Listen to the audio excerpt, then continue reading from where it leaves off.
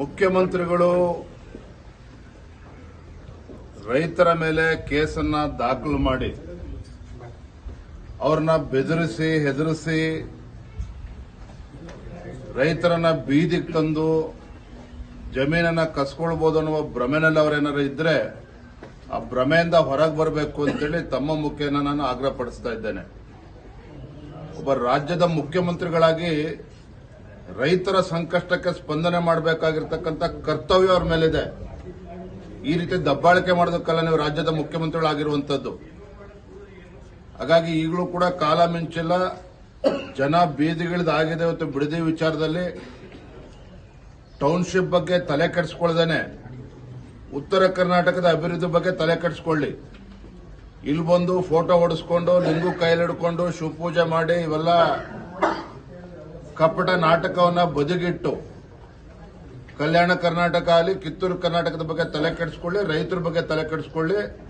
ರೈತರ ಇವತ್ತು ಆದ್ಯತೆ ರಾಜ್ಯದ ಮುಖ್ಯಮಂತ್ರಿಗಳಿಗೆ ಕಾಂಗ್ರೆಸ್ ಸರ್ಕಾರಕ್ಕೆ ಆಗಬೇಕೇ ವಿನಃ ಟೌನ್ಶಿಪ್ಗಳಲ್ಲ.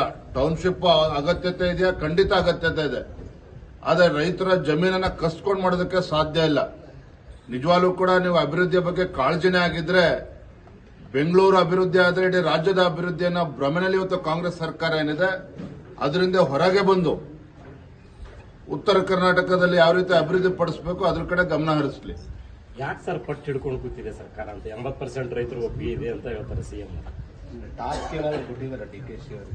ಬಿಡದಿ ಟೌನ್ಶಿಪ್ ಜೊತೆಗೆ ಕನಕಪುರದಲ್ಲಿ ಏರ್ಪೋರ್ಟ್ ಅನ್ನ ಏನ್ ಮಾಡೋದಕ್ಕೆ ಹೊರಟಿದ್ದಾರಲ್ಲ, ಇವೆರಡೂ ಕೂಡ ಒಟ್ಟೊಟ್ಟಿಗೆ ಸೇರ್ಕೊಂಡಿದೆ. ಮತ್ತೆ ಡಿ.ಕೆ. ಶಿವಕುಮಾರ್ ಅವರು 100 ಎಕರೆ ಅಲ್ಲ 1000 ಎಕರೆ ಜಮೀನನ್ನ ಅಲ್ಲಿ ಇದೆ ಅನ್ನೋ ಚರ್ಚೆಗಳು ಕೂಡ ಅಲ್ಲಿ ಜನಸಾಮಾನ್ಯರು ಇವತ್ತು ಮಾತನಾಡ್ತಾ ಇದ್ದಾರೆ.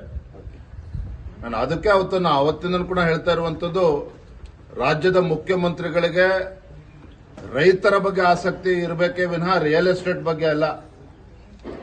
ರಿಯಲ್ ಎಸ್ಟೇಟ್ ಬಗ್ಗೆ ಮರೆತು ರೈತರ ಬಗ್ಗೆ ಆಲೋಚನೆ ಮಾಡಿದ್ರೆ ಬಹುಶಃ ಇವತ್ತು ಬಿಡದಿನಲ್ಲಿ ರೈತರು ಬೀದಿಗಿಳಿದು ಹೋರಾಟ ಮಾಡುವಂತ ಪರಿಸ್ಥಿತಿ ನಿರ್ಮಾಣ ಆಗ್ತಾ ಇರಲಿಲ್ಲ. ರಾಜ್ಯದ ಅಭಿವೃದ್ಧಿ ಅಲ್ಲ, ಅವರ ಅಭಿವೃದ್ಧಿಗೋಸ್ಕರ